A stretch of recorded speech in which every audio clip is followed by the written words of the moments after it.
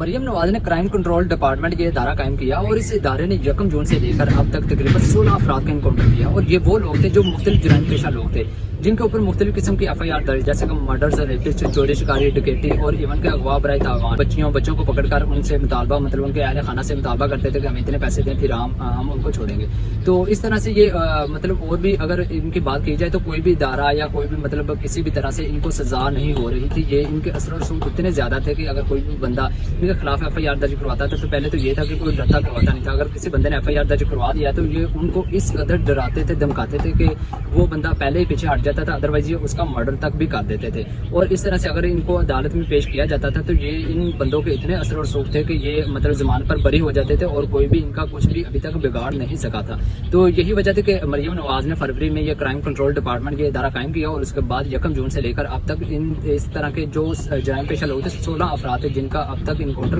کیا جا چکا ہے۔ تو اس طرح سے ابھی بھی یہ جو سلسلہ یہ کرائم کنٹرول ڈپارٹمنٹ والا یہ ہے ابھی بھی جاری ہے۔ اگر آپ بھی اس طرح سے گوبھی کو اس کام میں سپورٹ کرتے ہیں تو لائک، کمنٹ اور شیئر ضرور کیجیے۔